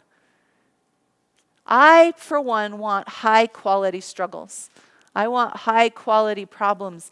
We live in America. We have first world problems all around us. So we either choose to work and to grow ourselves, or we'll fall into some kind of pit that will compel us to struggle. Cool? All right, round of applause to Chris for her question. Thank you, Chris. Okay, anybody else? Any other questions? Notice we go into deep tangents if we go into questions. Cool? All right, so if there's no questions, then I'd like 2 people to please tell me what you've learned so far today, because I want to hear how this is going into your brains. So who are 2 people who would be willing to tell me? Okay, will you pass the microphone right there for me, please? And remember, tell them your first names so that online they can put a name with the voice. Okay. My name is Beth Ann, Hi, Beth Ann. and I have loved learning that in order to improve my results, I can work on my thoughts, I can work on my emotions, and I can work on my thoughts, I can work on improving my emotions, and work on my body language. Isn't that, it's liberating to know that there's a place that we can work. Because we put forth effort every single day. Can I go on another tangent for a second? Anybody here have kids? Anybody here have working age kids? Yeah? All right. So here's what I'm noticing. It's our millennial children's problem that we have. So I don't think my son will watch this. He's at work right now. So I'm going to use him as my example. So he just started this new job, and it's a really cool new job. I was way excited. I was like, man, I wish I could have had a job like that when I was your age. And so he's been working at this job for 2 weeks. And a couple of nights ago, what I hear from him is, I hate my job so much. I'm going to quit my job. And I'm like, are you kidding me? Do you know how many, you have no idea how cool this job is. He goes, yeah, but I'm the grunt, I'm the bottom of the barrel. And he's just complaining about it. Well, I talked to my next door neighbor who has a son that's 2 years older than my son, and he says the same thing. He says his son's in this job, and he just comes home and says, they don't appreciate my talents. I'm going to quit my job. And this is a common thing right now, is these 20, so my son's 20 and the neighbor's son's 22. These 20, 25-year-olds, they want to enter the workforce at the place where they feel like their talents are. They don't understand the concept of working from the entry level to the place where their talents are. They don't understand the value of doing that. And so they don't know the how. They want the evidence, but they don't know all of this other piece right there. And so what I see, anybody want to know the advice I gave my son? So here's the advice I gave my son. I said, any job, it's like you've heard people say that if you don't like your neighbors, that you can move and you will not like those neighbors either. You heard people say that? Because you have to adjust you. And then you will be around people that you like because you adjusted you. So I told him, I said, the job you are in, there are many different jobs in that company. Find the one that's the coolest for you and make it the game to see how fast you can get to that spot. Make it a goal that you adjust you to be able to get there. Instead of, I'm waiting for them to recognize me. You make it your goal. And then I gave him an example.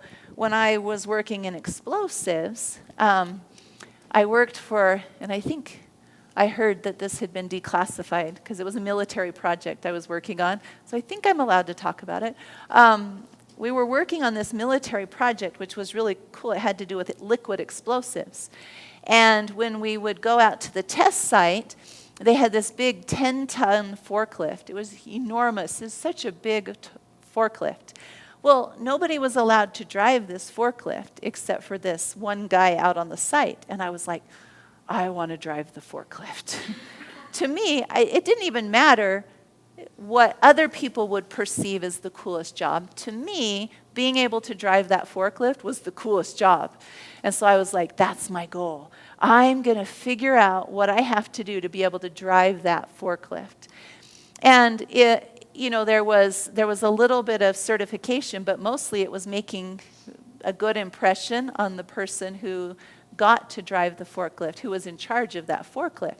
So I got to go figure things out in a way that I was the only other person who was allowed to drive that forklift. I loved it. I had to drive it out there, and everybody was like, well, how'd you get to do that? And I'm like, so that's what my son keeps saying now. He goes, I need to be looking for the forklift. And I'm like, yes, find your forklift. And so it was funny because he was talking to his manager, and he goes, I want to like work up to where I can do cool things, like driving forklifts. And they're like, you want to drive the forklift? He goes, no, it's just an analogy. So he's coming home and telling me this story. He goes, it didn't come out right when I was telling my manager. Now she just thinks I want to drive the forklift. And I'm like, because she doesn't know the story behind it. But that's what we have to learn to do, is what are the steps? What are the steps? Not even the exact ones. Like I just told him, find the job that's cool to you, that you would want to do, even if it's not for very long. I only ended up driving the forklift, I think, for like 3 months. It wasn't like my career choice, but it was something that was fun to me. Find what's fun to you, and then figure out what you need to do to be able to do that fun thing, even for a short time. I told him, I said, I once in college worked at a temp company, and the temp company had me working on an assembly line. And I walked into the assembly line, and if I was a millennial, I would have walked in and gone, this is the most boring job. I hate it. I can't wait to quit. But I walked in and said, you know what? I don't know how long I'm going to be here, but what's the coolest thing you can do on the assembly line? And I looked around, and the one thing nobody was allowed to do, now you don't know too much about me. I always want to do what nobody's allowed to do, was to run they had this big shrink wrap machine. It was the hot kind that melts the plastic. So I wanted to run the shrink wrap machine. Within 3 days, I was running the shrink wrap machine. And the people that worked there were like, how are you getting to run the shrink wrap machine? Because I chose what I wanted, and then I looked around for the steps to get me there. And so now this is what I'm trying to pull out of my head and stick in my 20-year-old's head so that he can have that kind of experience instead of being stuck where all the other millennials are of, no, until somebody else recognizes me. It's part entitlement, and it's part giving up their own power. They don't see that. They just think, because I have something, I should have more. That's kind of what entitlement is. I am on a soapbox right now. Good soapbox. They think, because I have it, I should have more. When what makes it, that gives away our power to other people. It says, until they recognize me, I will not be happy. Where the opposite is this, because I have it, I want to live worthy of it. And that causes me to be able to access this kind of thing where I look around for the forklift or the shrink wrap machine, and then I say, okay, how can I get there? I mean, these millennial kids know how to play video games.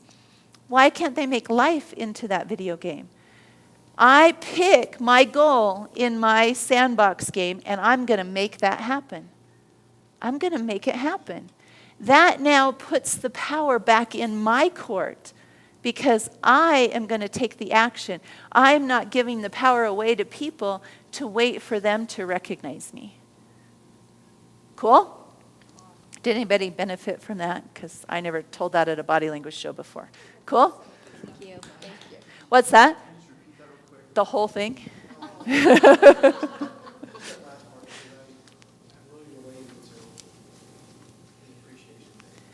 Yeah, so the appreciation part. So entitlement is basically, because I have something, I should have more. And then it gives the power away to other people because we're waiting for them to appreciate me before I can be happy. Where the opposite is, if I have it, I want to live worthy of it, which pulls the power back to me by saying, I'm going to look around for what I want and take the steps to get to what it is I want. And it doesn't have to be a huge thing. Driving the forklift for 3 months is not a huge thing. Running a shrink wrap machine for 3 days was not a huge thing.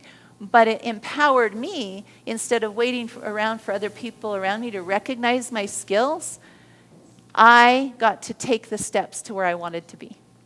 Cool? Okay, thanks, you guys. All right, big round of applause for Beth Ann's comment. Thank you. Okay, right up here.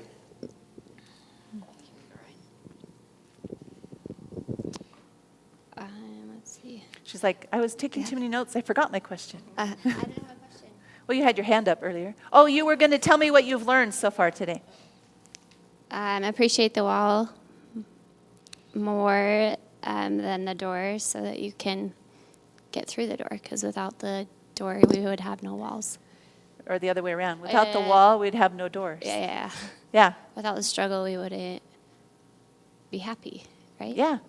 And that is such an important thing that we don't realize. But it's going to become more apparent to people because our kids have very different struggles than what we had growing up. They don't have, I'll say it this way. We have more disposable time and disposable income than ever in history. We compare ourselves, so we don't necessarily feel that, but we actually are able to do more for our kids than we've ever been able to do. Before in history, we wanted to do things for our kids, but we couldn't. Now we can. I have a couple that I mentor that own a couple of restaurants. And when they opened another site for their restaurant, he ended up closing it within a year. And I asked him why. He goes, because in the area I opened it, I could not hire kids. Their parents would give them more money to stay home than I could pay them to work. And so they would not work. They felt entitled. And so he's like, I couldn't pay them enough. And so he ended up closing this third site of his restaurant. And I thought that's quite the commentary on our modern world. And so we're finding out quickly that the struggles are what's valuable, not the ease. The ease does not teach us like struggles do. And let me be clear, because I don't want to be getting emails about, Ann says things need to be bad in the world. No. What I'm saying is choose a struggle and work towards the struggle, because if you don't, the struggles will choose you. And that's what the millennials are up against right now, is the struggles are choosing them, and the parents are still trying to help bail them out. And I'm not saying don't help your kids. Be careful with your interpretations here. I help my kids, but I'm helping them to learn how to pick their own struggles. That's what we want to do. Ryan, can you pass the microphone right back there? It reminds me of a story. I used to read, motivational stuff, and this is really, really old story of a guy that can't even remember his name, but he was successful. And he said, I went off to college, and when graduation came, some of my other friends were looking forward to cars and lots of gifts from their parents. And so, not really knowing what to expect from my father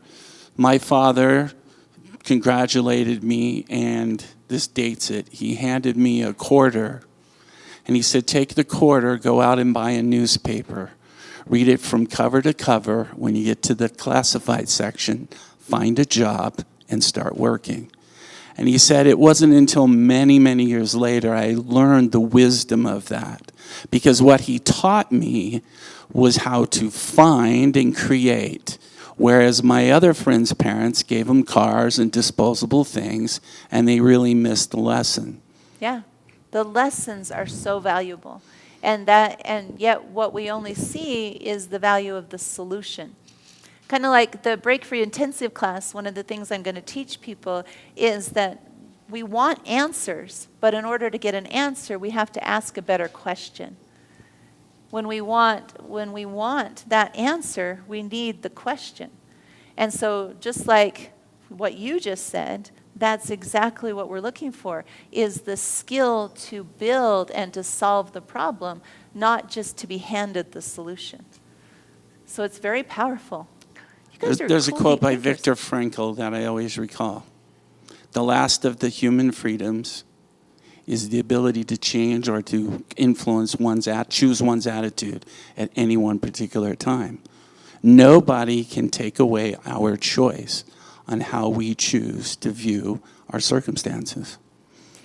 No one can take it away, but we can give it away. And that's the sickness that's happening in the world right now, is people are giving it away and they don't realize they're doing it.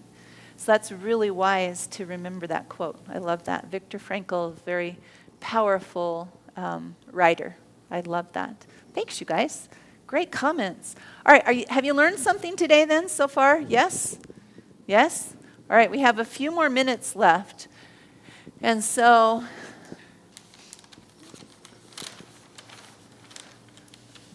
let me fight my sticky notes here.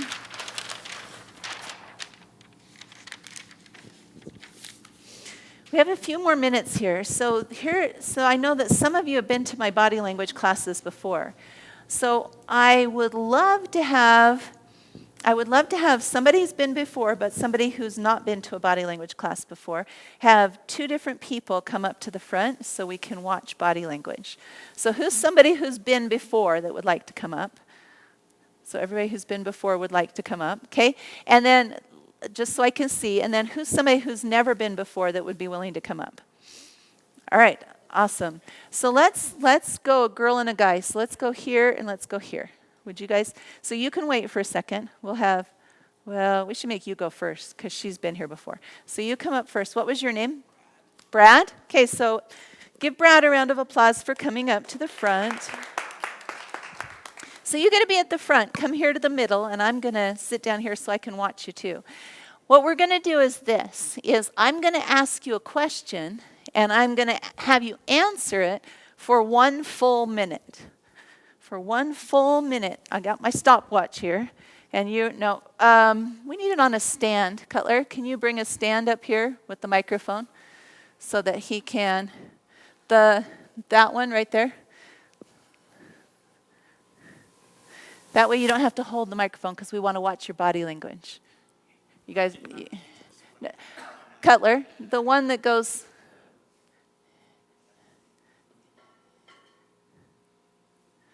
yep. So bring that one up here and set it up for us. So Brad, while he's setting that up for you, you stay up at the front of the stage, and these guys are going to watch your body language as you answer this question for 60 whole seconds. You want me to just Keep talking, keep answering.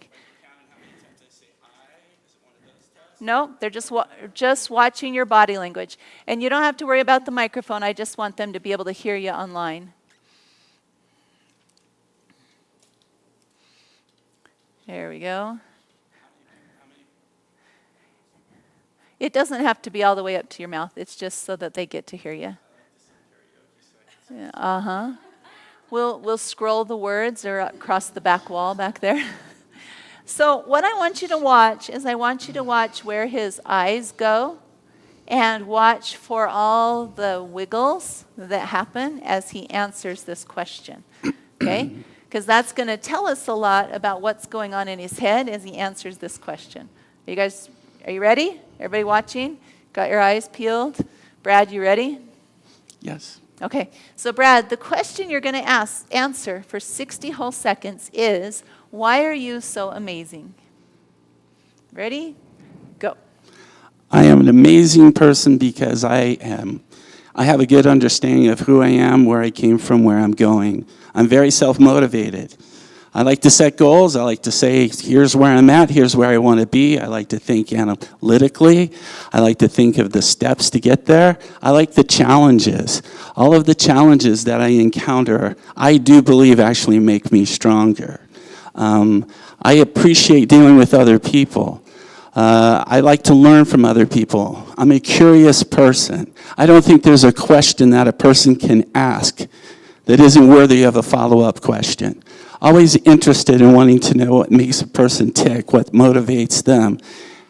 The golden question that I've always discovered that works well is when somebody tells me something that's maybe on the negative, why do you feel that way? Really? What caused you to become that way? We talked earlier about how sometimes people put up defensives. Now you're going on Oh, a tangent. Why well, are what you I like so to do is, amazing? well, that makes me amazing because I like to listen, I like to apply, I like to relate that to other things that I've learned along the way. Okay, And stop. All right, give him a round of applause for all of his comments. Get back here, stay there. Okay, so what did you guys notice? What did you notice? Go ahead. Shifting of weight. What else? Sliced. Okay, what else? Looking to the sides. Did the lifting. What else? Small movements. Okay, so if you look at his stance right now, his feet are wider than shoulder width apart. And wider than shoulder width apart is usually because they're worried about getting knocked off balance, so they're putting their weight extra wide. When did he put it that way? Now we're going really deep. He did it then too, but when did he first do it? So when he first did it was when he talked about I'm trying to remember what the very first thing he said was.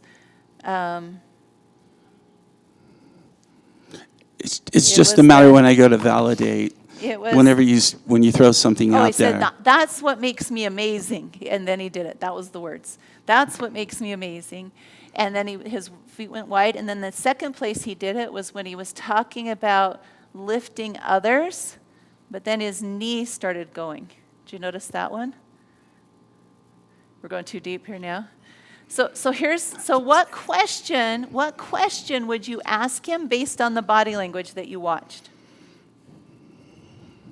What would you ask him?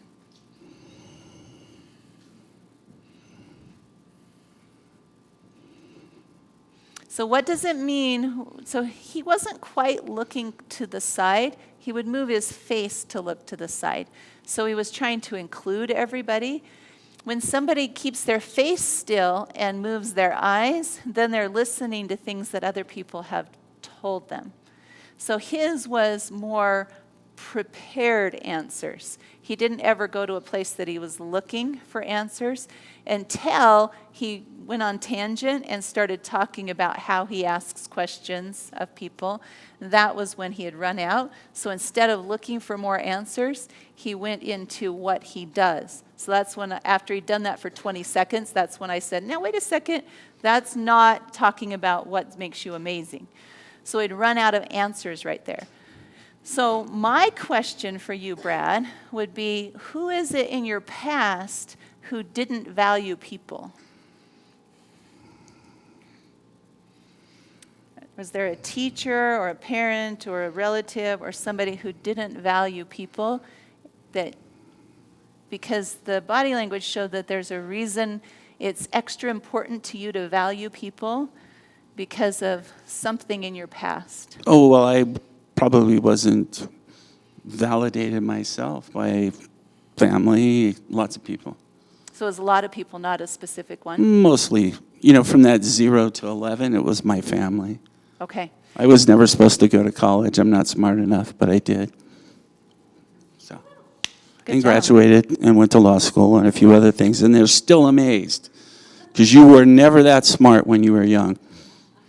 And so that still comes out in your body language, because when you went to talk about how important it is, what was your words? There's nobody who's not important, or I don't remember your exact words because I was busy watching, but you were saying that you ask people questions because you don't believe there's anybody whose answer isn't valid. Right. Remember, you know what I'm talking about? Right. That's when the left knee was going. And the knees have to do with authority in our lives, and the left one has to do with past. And so people in authority places in the past, that has caused you to take the stance that you do in your adult life.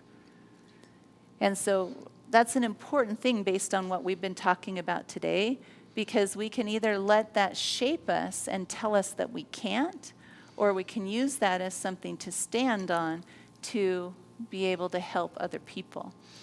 Darren Daly says, he came from he says, I've had the worst upbringing possible, basically abandoned.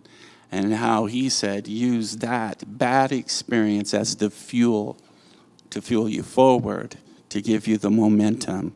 And so I could say, yes, there's a lot of people that I'm continuing proving them wrong. So then can I make a suggestion? Sure. Do you have kids? Mm-hmm. How many? 5. 5? And are they? Old. Old. All raised. All raised. All gone. Do you know her? Yes. Okay. So does she have anything to do with those kids? No. Okay. Is she married to you now? No. Oh, okay. Who are you? She needed a ride. She's my girlfriend. Oh. Well, I figured you were something, but I had to find out. Yes. So I would suggest this. Do you have kids too? How many? 5. So 10 kids you guys have influence on between you. So I would suggest that you have a comment about them in your head, that you trust them to learn from their own experiences. Because just like you learned from yours, it can be tempting to try to save people from theirs based on your old experiences. Does that make sense? Yeah. Except the way I feel about my kids, the ones that I raised, I was the one that said, go out and do it. I was taught we help people who first help themselves. So they got to put forth the effort. They have to do it. I'm not saying, that part I can see in you. You're doing that really good. But also send forth a message of, I trust you to do it. Okay. Not I've got to push you to do it, but that you trust them. Because that just based on... Sure. You volunteered to come up here. No, so that's okay. Just based on that, I would use those words, trust, inside your head about your kids more often. It will change the message that they get from you. Instead of proving to me, I trust you can do that. Yeah. Use the words trust. Because that remember, our topic today is confidence.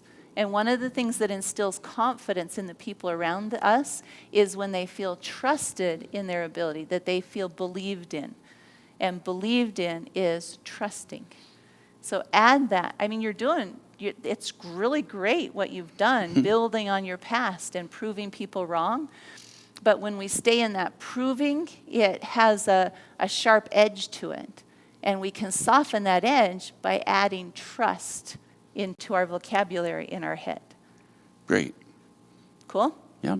All right, give him a round of applause for Thanks. coming up here. Hey, thanks, Brad. All right, what's your name? Penny. All right, Penny, you get your 60 seconds in front of the microphone too. Yeah, I got to stretch. All right, I'm going to come down here. So are you ready to answer your question for 60 seconds? I am ready. Yeah? So did you see that body language, anybody? You get to watch her body language before she even starts. So that is ready body language. When we lift our arms up and just drop them, it's almost like giving up. It's like, fine, I give in, I'll just do it. So don't worry, it's not painful. All right, was it painful, Brad? No. Okay, see, you'll be okay. It's not painful.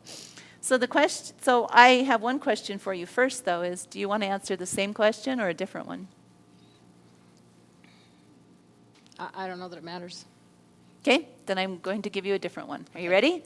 Your question is, what is it that you are building in your life that matters? Ready? Go.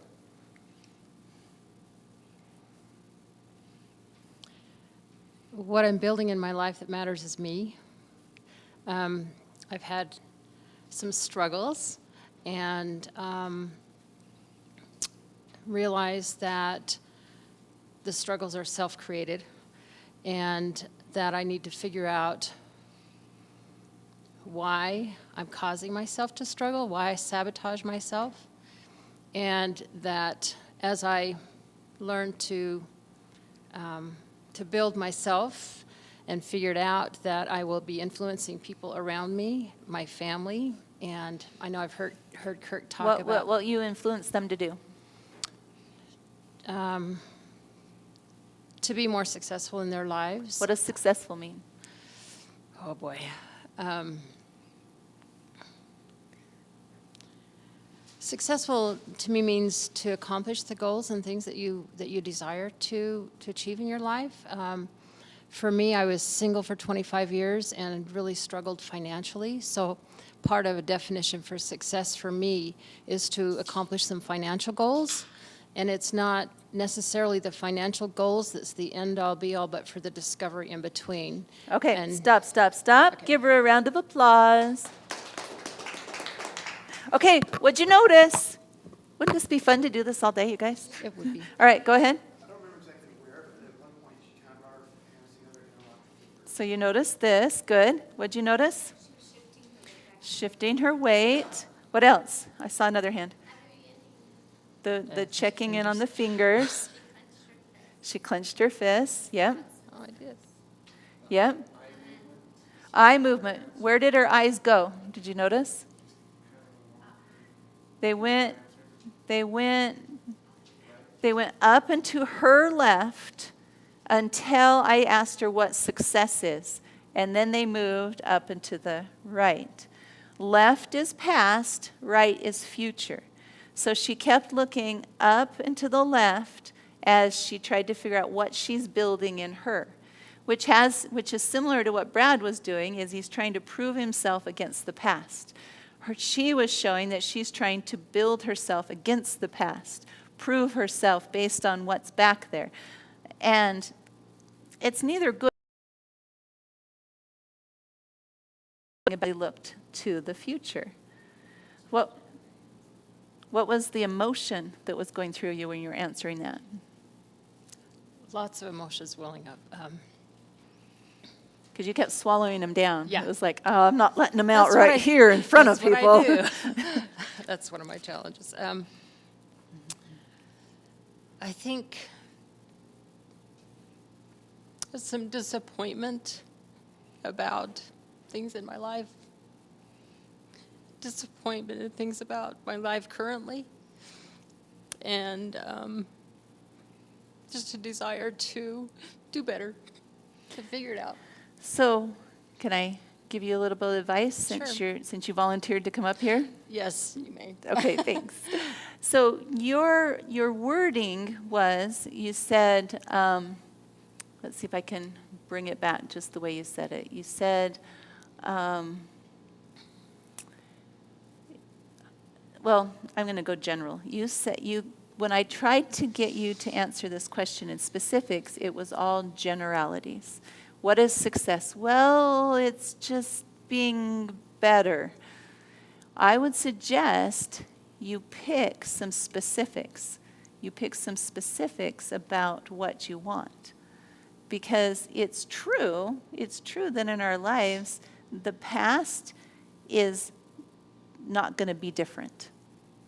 But our perception of the past can be different. And that's the most important thing. Do you know, have you been in my group mentoring? No, Okay. not yet. Then you haven't heard this yet, so I'll teach you this. Our brain actually can time travel. Our brain time travels back into our past and applies new meaning to things that have happened in our past. We can't change the events, but we can change the meaning that they have in our present. So for example, if I use the statement, the mouse on the table is broken. Your brain, at the end of that sentence, has to travel back to the beginning and apply a definition to the word mouse. Because I could have just as easily said the mouse on the table is eating cheese, and then it's a different mouse. Your brain time travels and applies meaning. So what if you went and looked at your past and gave it new meaning? so that it doesn't have the meaning of they didn't believe in me. This meant that I was a failure or I stumbled and fell. And you started building up new meaning to that. If you looked at, if I took your past and put it behind a different person, would you see that past differently? Probably some of it. And we have a tendency, because it's our past, to give it really strong definitions that are against us. But you can change it and have it, if you take it and look at it, like if we put Ryan right there and said, here's Penny's past behind Ryan, would you see that past differently based on seeing Ryan in front of it? Probably. How come?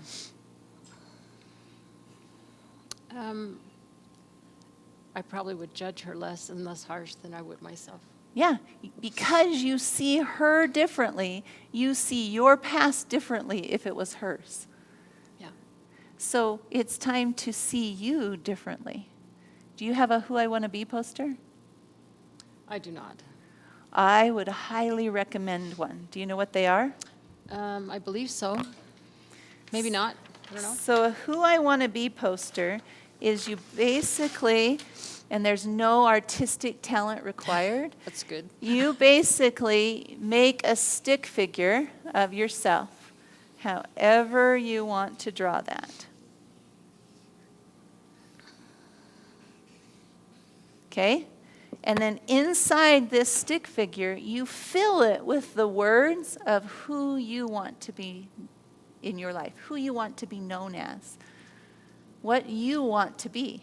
You pick all the words and you fill this space. You cram it full of words. As many words as you can, you put them in there so that you know who you want to see you as.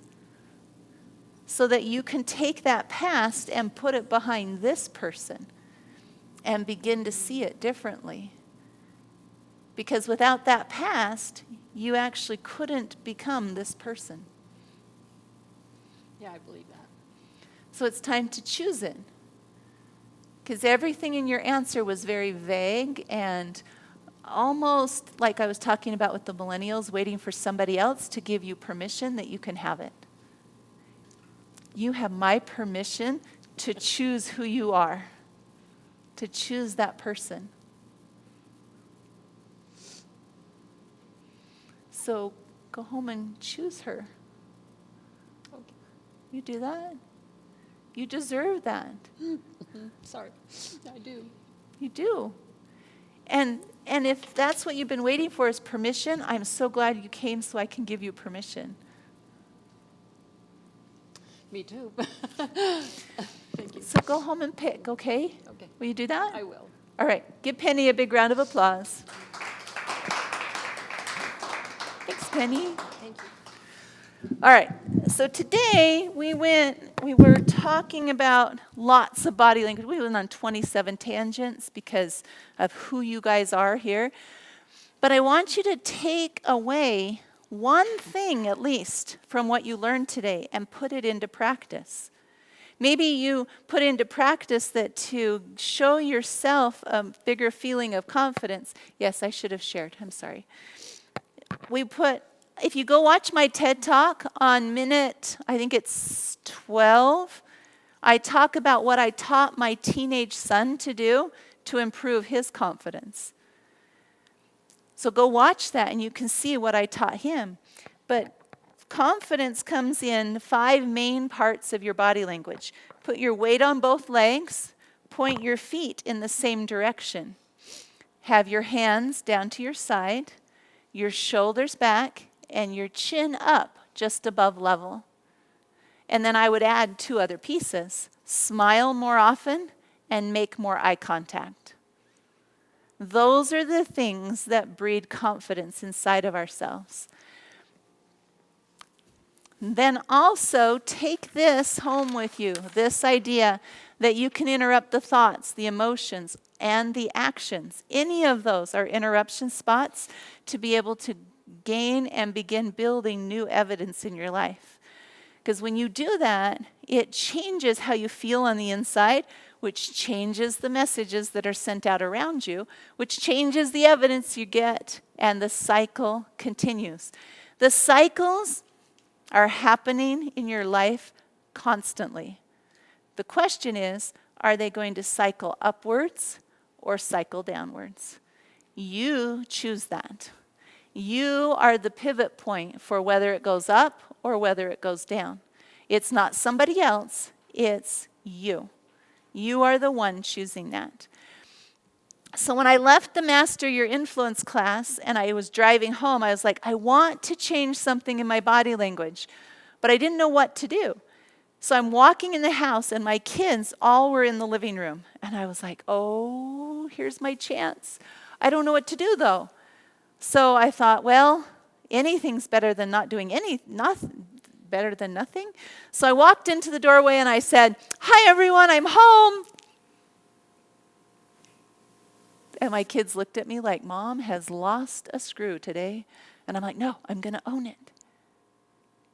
And all of a sudden, my 13-year-old ran across the room and hugged me. He was so hungry for me to be open to him that he would take this corny version of Mom in the doorway over the one that had been pushing them away. So changing your body language can have a quick change in the relationships with people around you. Try something new. Learn something about body language. I do these classes every month. As long as they're wanted, I will do these classes. I have a different subject each month. It's always body language, but a different focus.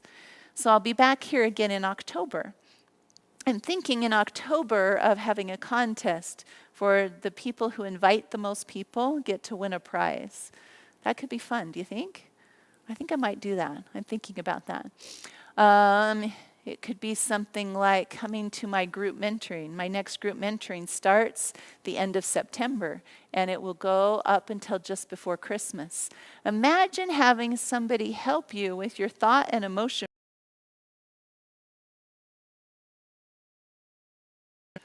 Absolutely, absolutely. So if you're interested in my group mentoring, come talk to me. But those of you who, because you came today, you do get a special offer for the Master Your Influence class. If you look on the back of your handout, it has the information right here about the Master Your Influence class. The Master Your Influence class, the next one of them will be November 1st through the 3rd. Or the next one after that will be in February, the 7th through the 9th. The Master Your Influence class, if you compare it to other classes out there, which there's lots of classes out there, but not on body language and goal setting and vision boards and 3 days worth of information. If you compare it to those, they charge $1,800 for tuition. The tuition for ours is $227. Because you came here today, I have a special offer for you, and that is this.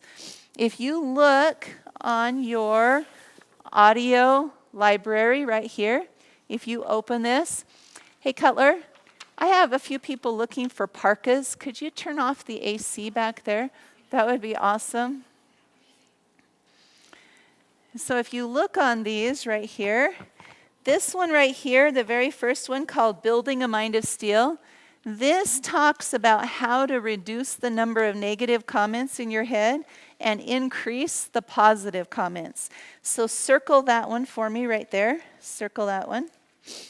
And then right here where it says the vision board, this is how to get the left and the right side of your brain working together towards your results. Circle that one right there. Then turn the page over. Oh, it turns over like this. Turn the page over, and then right here where it says perfection is a direction, not a destination. If you don't think you're a perfectionist, you need to listen to this one, because we all have versions of perfectionism that are shutting us down. Circle that one right there. Circle that one. And then the other one you need to circle is the bucket list right here on the left. Circle the bucket list. That is how to safely get out of your comfort zone. So all of those 4 CDs right there, you sign up for Master Your Influence for you or for someone else while you're here today, I am going to gift those to those of you who sign up while you're here today. And when you purchase those together. Up until about 6 months ago, when people purchased those, that was $74 value. We have cut that down now. You can now purchase them for $37. But that is a huge mentoring value. They will be delivered to your email, and you can download them and listen to them anywhere you want. So that is my gift to you because you came and spent this time with me today. Is that all right if I do that? So if you sign up for the Master Your Influence class while you're here, you get that bonus. I'm also, just because I really like the questions you asked, I'm going to give you a new tuition right here. I'm going to give you a lower tuition. But I want you to recognize, just because I give you a lower tuition does not mean we will teach the class at a lower level. The value of the class is still at the $1,800 level.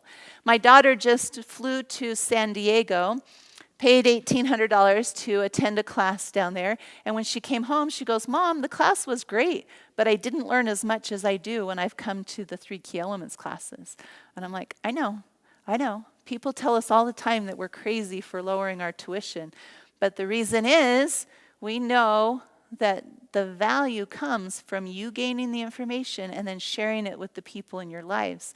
Our goal is to empower all of the human family with the skills to free their mind and clear their heart so they can create what they can envision. That's our goal. So I'm going to give you a lower tuition because you showed up today. That is good for you. Or if you want to sign somebody else up, you can do that because that's what my husband did for me.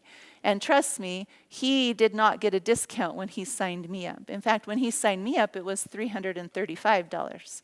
So you know, I have valued every minute of what I learned there. So I'm going to gift that to you, but first, I do have some audio CDs I want to give away right here. All right, this one, I have 2 copies, 2 physical copies. Just know we're not printing these anymore, so someday these will be collector's edition. Who has not listened to the bucket list? You have not listened to that? You are welcome. There you are. Okay, I have, this one is called Don't Dump Your Cup. In here I talk about procrastination, why we do procrastination, how to balance work, family life better. This is a very powerful CD on those, and I think he wants one of those. And you want one of those? There you are.